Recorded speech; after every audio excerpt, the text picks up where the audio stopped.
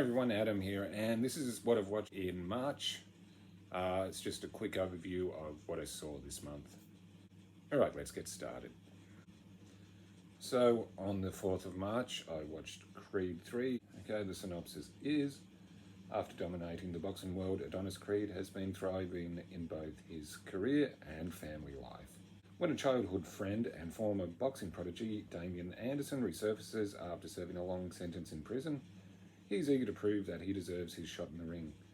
The face-off between former friends is more than just a fight to settle the score. Adonis must put his future on the line to battle Damian, a fighter who has nothing to lose. Yeah, look, I didn't hate it, I didn't love it. I actually did enjoy it. I will say it's probably the weakest out of the three Creed movies. A formula to these movies, which isn't a bad thing. You go in kind of knowing what to expect. Performances were all top-notch. With Michael B. Jordan directing, he does a pretty serviceable job. It's also the first movie without Sylvester Stallone in it. I mean, his absence is missed, but in a way, it's probably not a bad thing for this franchise to move on and kind of start creating their own path, even though this is a spin-off from a previous movies. I hope you understand what I'm saying. Look, it was decent enough. On the 10th, I saw Scream 6 in 3D. They were shown it in 3D. I thought it'd be a fun way to watch it. Okay, I mean, the synopsis I won't give too much away. You've probably all seen it anyway. Following the latest Ghostface killings, the four survivors leave Woodsboro behind and start a fresh chapter in New York City. It's been getting a mixed response, which is pretty much norm with the newer Scream films. But in a way, I kind of like this more than Scream 5. Change of location was breath of fresh air, even though only a few of the original Scream movies have taken place in Woodsboro. But I kind of like the whole city setting, and there's a pretty cool subway scene. As for the reveal, yeah, I guess it's okay. It was kind of silly, but this whole franchise has gotten really silly, but I don't mind that. But I did enjoy the chemistry between what they're calling the Core 4, and of course Courtney Cox, who has one of the funniest moments in the film, where she's talking to Ghostface. I won't give it away, but you've probably seen it. And you think, why don't more people do that? But I do like Melissa Barrera as Sam Carpenter. She does a good job playing someone who's conflicted about her past, I guess. It's probably the best way to describe it. Yeah, I did like it. I thought it was decent enough.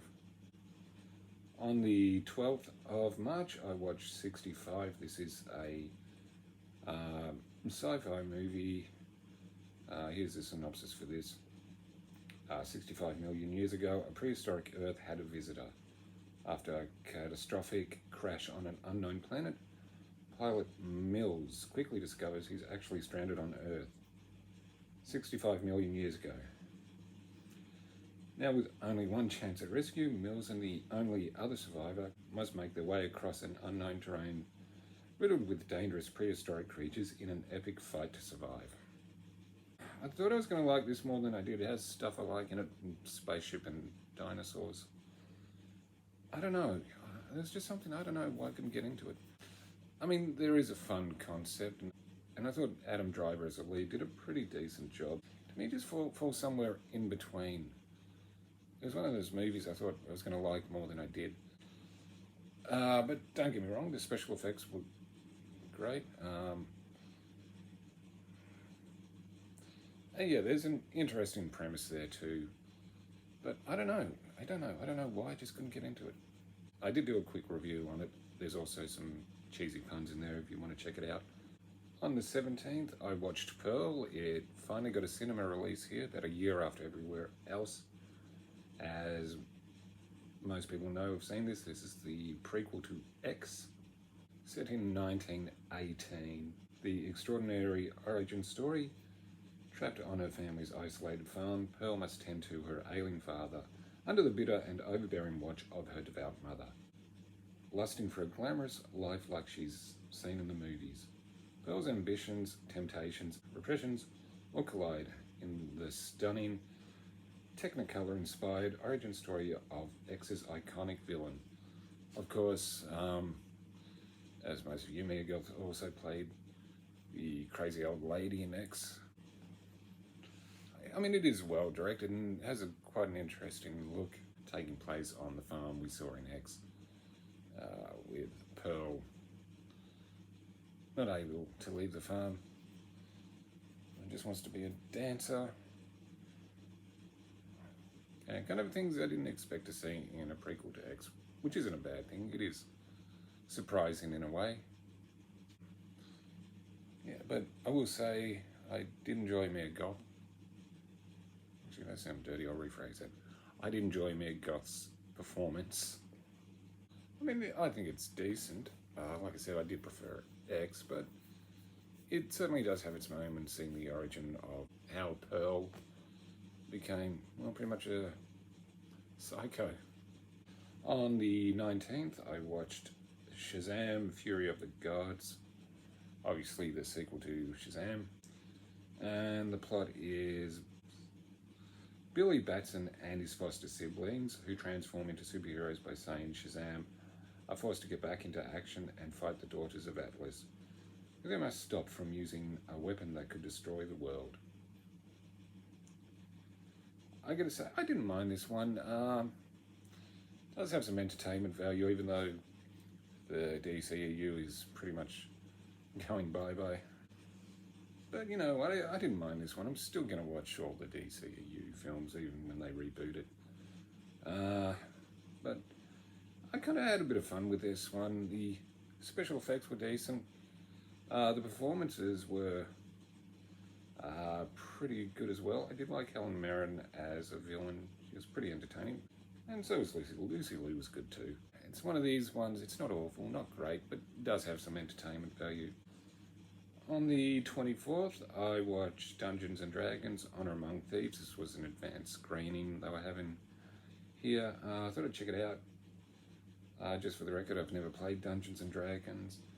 The plot is: no experience necessary, a charming thief and a band of unlikely adventurers undertake an epic heist to retrieve a lost relic, but things go dangerously awry when they run afoul of the wrong people.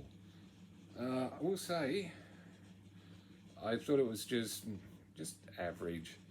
It might have more relevance to people who've played Dungeons & Dragons, but it does have some entertainment value, and there's a bit of chemistry between Chris Pine and Michelle Rodriguez, so that's pretty good, and it does have some funny moments. It doesn't take itself too seriously either. And I think Hugh Grant hams it up, but in this type of movie, that's not a bad thing. I think it's best to go in kind of, as long as you're not expecting anything too demanding, I guess. Just, I guess a popcorn movie is probably the best way to describe it. On the 26th of March, I watched John Wick Chapter 4. This is obviously the latest in the MAMCA movies. And if you're wondering what MAMCA is, that's a term I made up for movies where they have an actor of a certain age. In this type of film, it stands for middle-aged men kicking ass. Here's the synopsis. No way back, one way out. With the price on his head ever increasing, John Wick uncovers a path to defeating the High Table. But before he can earn his freedom, Wick must face off against a new enemy with powerful alliances across the globe and forces that turn old friends into foes. You kind of know what to expect with a John Wick movie, but it has some really great action, bit of martial arts, a dog, because there's always going to be a dog in a John Wick movie. Has a pretty good supporting cast too.